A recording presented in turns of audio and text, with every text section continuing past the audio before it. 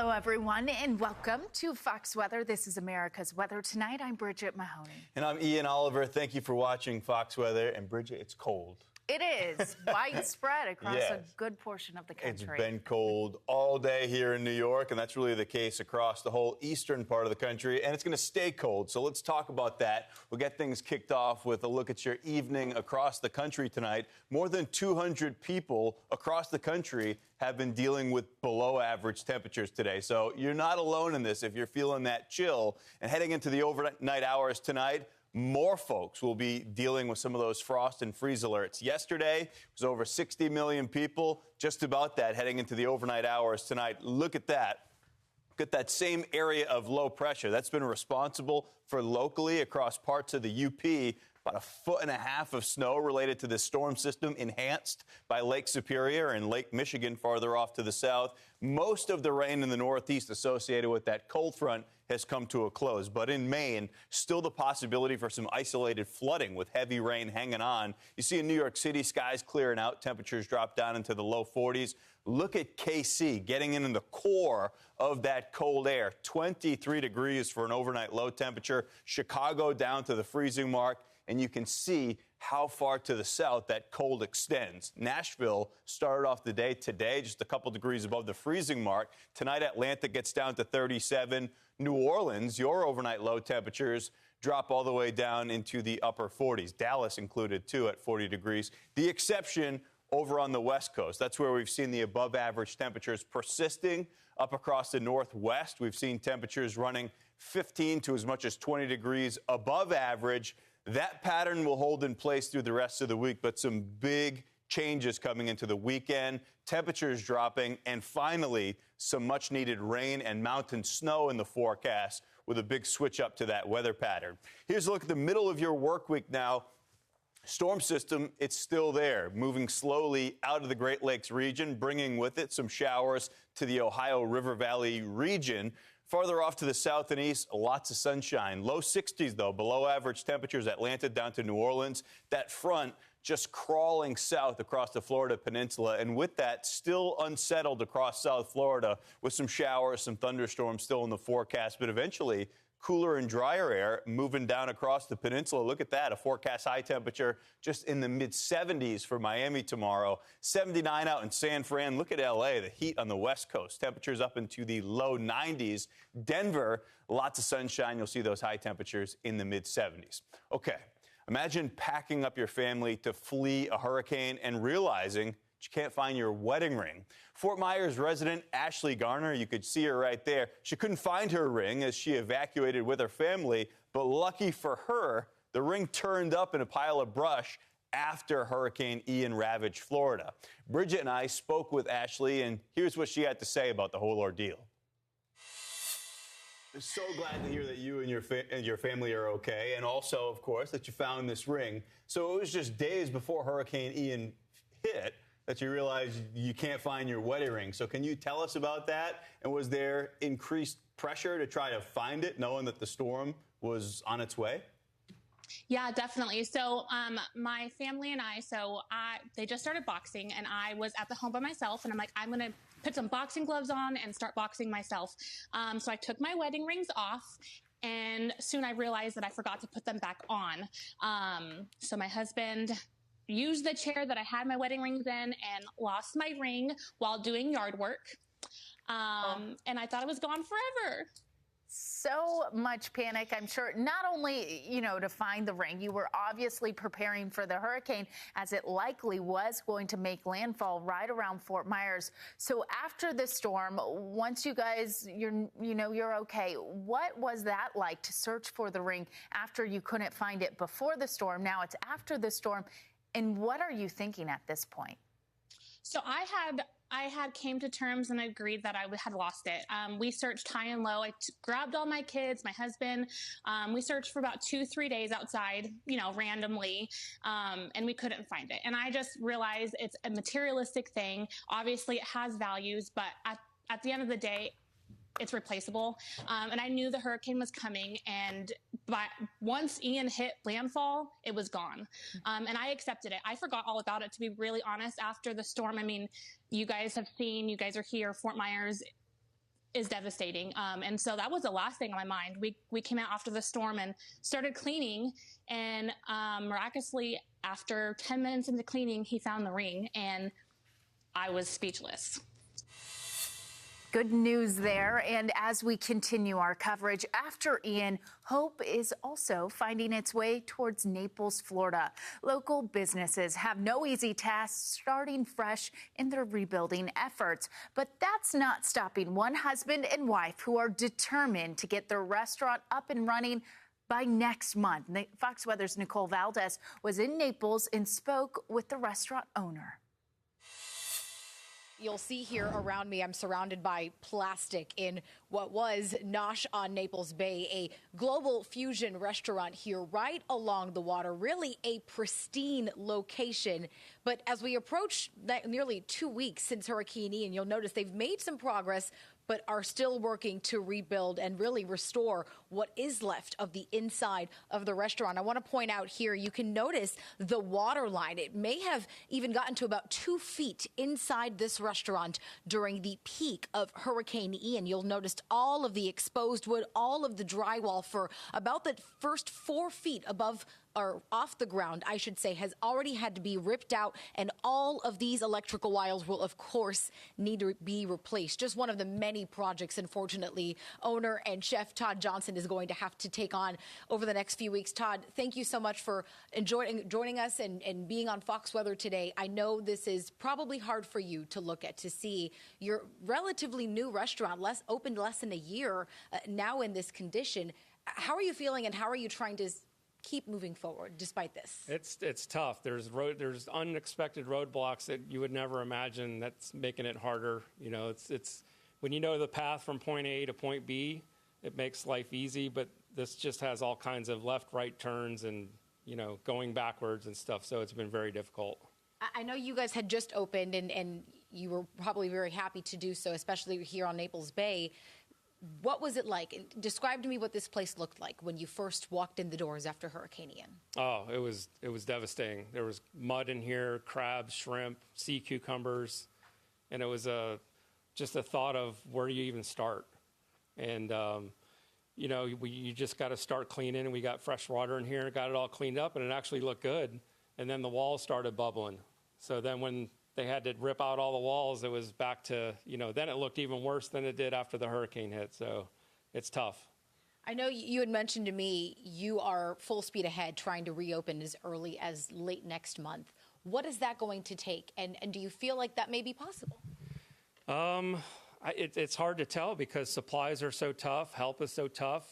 Working with insurance is very difficult. Landlords, there's just a lot of different steps to take. You know, when we took over this restaurant, we actually signed the lease 3 days ago, or 3 days from a year ago, and that was a clear path of what my wife and I had to do to get this place to become Nosh. And now it's all ripped up, and now it's like, where do you start? And so we're just trying to line up drywall people, electricians, and supplies, and everything else. And I know you and I spoke about this, but of course, you know, this is a concern for you as a business owner, as someone who has employees to pay that are now waiting to see, you know, if they're going to get new jobs. You mentioned they're unemployed. But truthfully, you're not the only small business owner in this position. There are so many all across the Southwest Florida area that are finding themselves in this situation, asking, where do we even begin?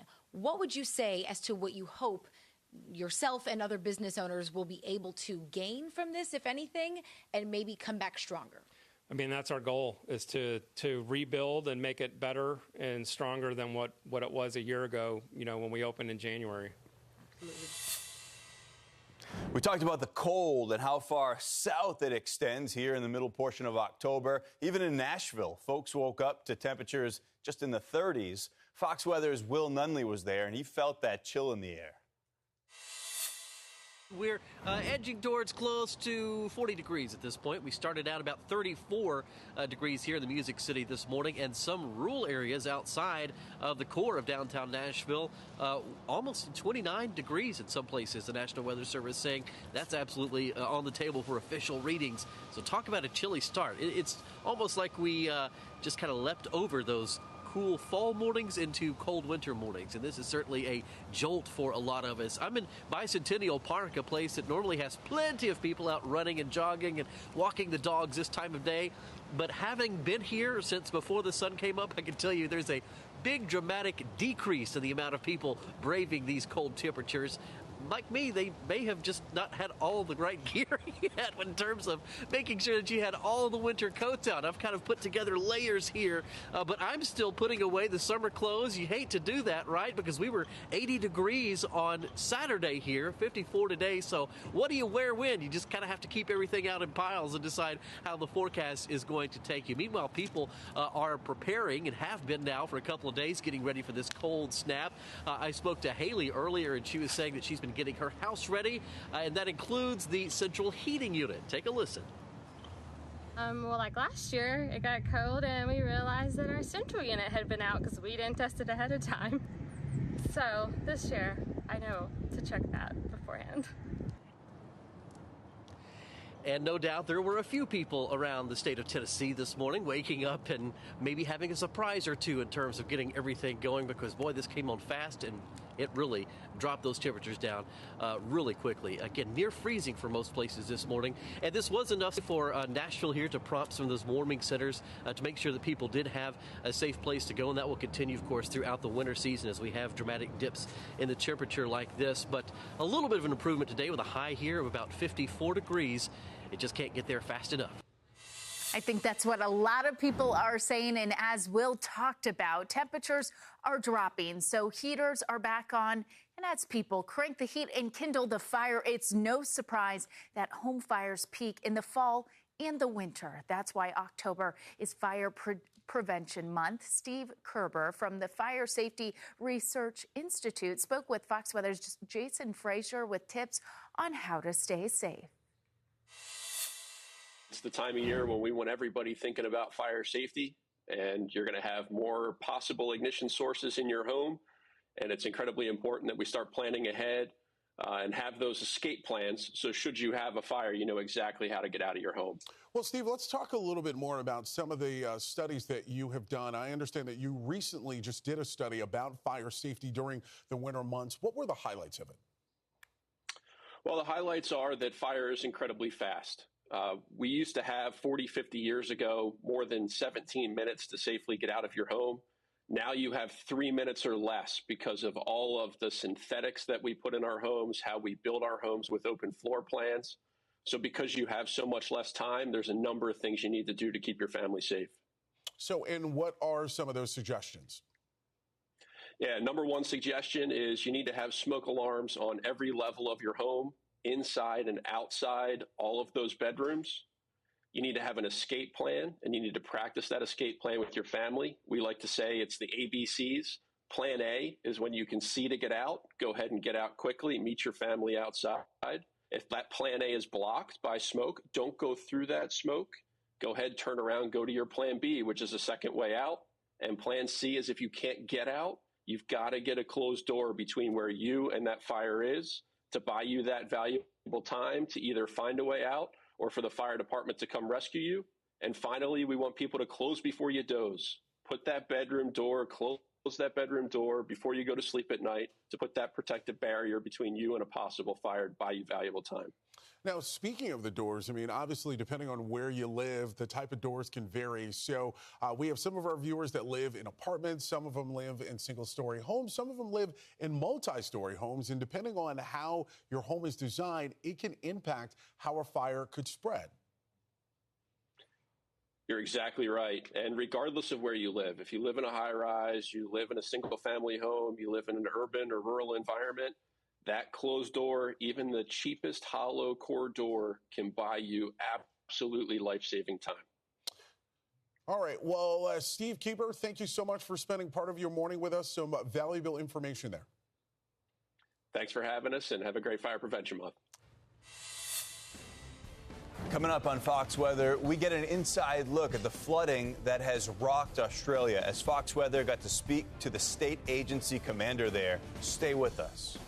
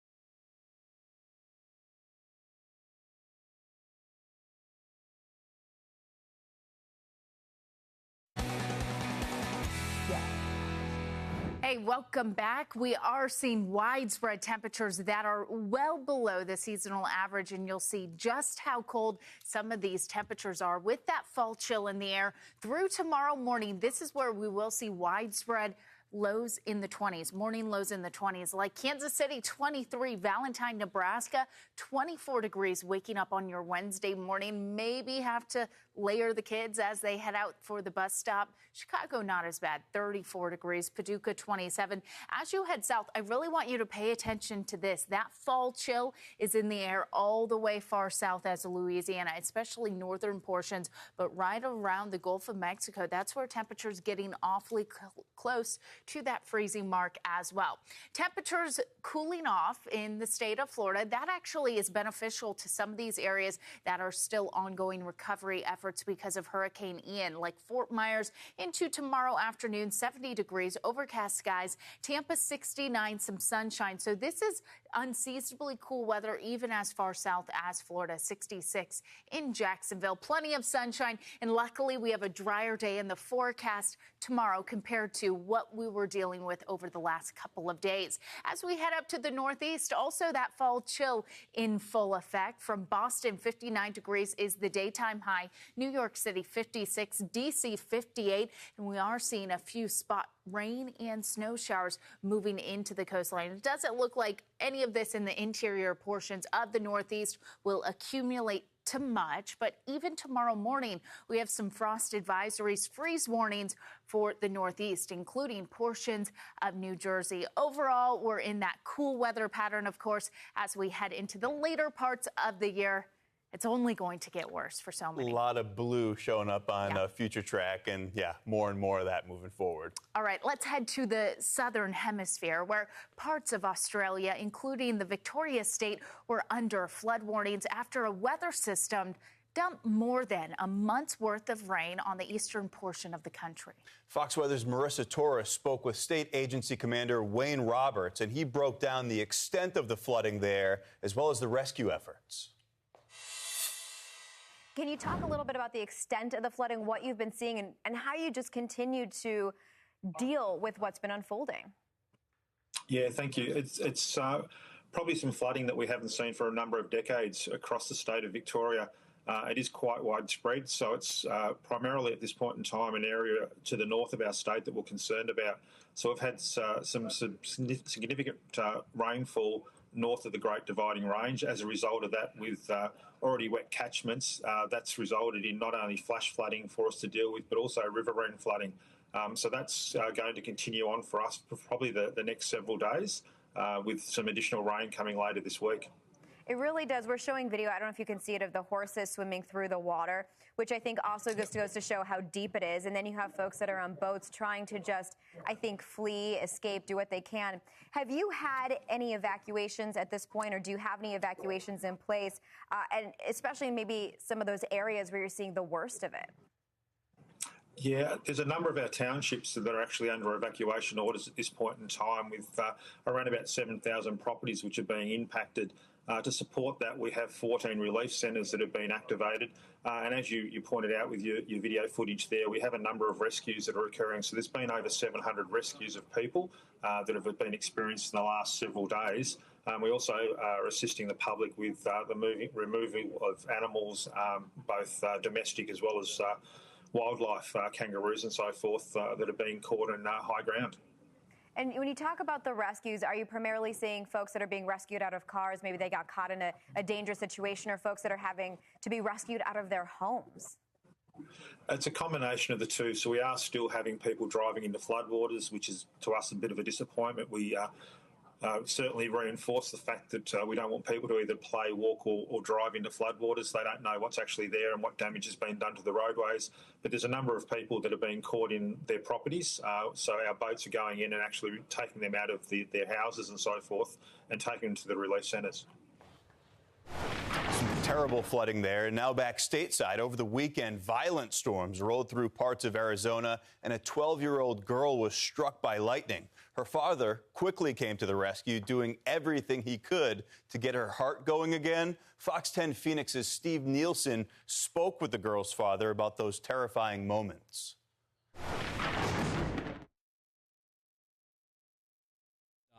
I wanted to get down, get quickly, and get to her in fastest route. During Saturday's storms, he said his 12-year-old daughter Ella was playing outside in the rain. You can see the violent storm move through Sun City West when the lightning struck. It was a super bright, loud flash that cracked. Ella was hit, fell to the ground without a heartbeat. She just fell straight down. Steven started CPR. I got her heart back going, I got her breathing, and it was only for a short amount of time. So I lost it again, had a quick panic, started again, and then I got her heart beating back again for a little bit longer. She flatlined a third time, but yet again he got her back. He's a Marine and trained for moments like this. I fought in Iraq in 2007 and Afghan in 2008, so I've had plenty of experience. But it's different when it's your daughter. She was taken to the hospital and is now recovering at the Valleywise Arizona Burn Center. She is basically unscathed. It's amazing. Dr. Kevin Foster says there's some blistering, but she'll be just fine. She really owes her life to her father. I'm just a dad taking care of his daughter. As she regained consciousness at the burn center, they told her what happened. And once they got the tubes out and her mom told her again, she just looked at her mom and hugged her and said, I'm going to have a cool story to tell forever now. All right, time to check out some videos just into Fox weather. And first up, tornado or a landspout near Phoenix. Folks were looking up at the sky with a few questions on Sunday, rightfully so, as they saw this skinny needle funnel spinning just southeast of the city. Very cool to see, I'm sure, as you're driving along. Obviously, you have to pay attention to the road, but hard not to look at this in the distance. The difference between tornado and landspout: tornado forms from the thunderstorm itself, some rotation there, and then a landspout actually forming from some heating, some convergence at the ground, and then forms up to the cloud. Yeah, I think regardless, though, you're driving, you look out, you see that, you probably just start driving in the other direction. Top down, bottom up, doesn't matter. Get me away from it. Definitely so. Next up, you might not step onto a plane without a pilot. I know I wouldn't. But what about your packages? Startup company X-Wing has developed an autonomous flying cargo plane that can be managed by a crew on the ground, not in the plane. So it's like Amazon Prime. Maybe you have to pay Sky Prime extra for that. Hopefully it's still 2-day delivery. I'm okay with pilotless as long as, as long as we're all set. We can. As long as your package gets there. Whatever. It's right? all good. All right. So could your water bottle, your old one, get turned into your home? Azure Printed Homes. This is a startup home builder. They want to make homes out of recycled plastic using 3D printing. 3D printing, something new and amazing every day. They're starting with 10 rentable homes in Southern California. The company says 3D printing and plastics could make offices 70% faster and 20 to 30% less expensive than regular construction. And I like some of these designs, too. How innovative. A little bit of a workout room there. It looks like some of the homes may be considered tiny homes, so just be prepared to get cozy with that significant other. Well, listen to this. You hear those antlers knocking? You can see that there. 2 aggressive moose showed up outside a family's home in Colorado. Footage recorded by Charlie Lodwick shows the battling pair bashing into a parked vehicle, even ending up in the back of the pickup truck right there. Yeah, I want to know the drama behind this. Clearly one of those guys asked the other to step outside to settle something. What do you think? They're siblings, brother, sister? Or that's probably 2 males right there with the antlers. Maybe 2 brothers saying, let's go. Could be a female moose in the mix. Something's going on there, but we know the biggest casualty of this, that side mirror right there, unfortunately. You could see it go flying right over the hood. Okay, that's going to do it for us here. Don't forget your latest forecast. Download the Fox Weather app and watch us on all of your favorite connected TV devices. I'm Bridget Mahoney. And I'm Ian Oliver. We'll see you next time right here on Fox Weather. Have a good night.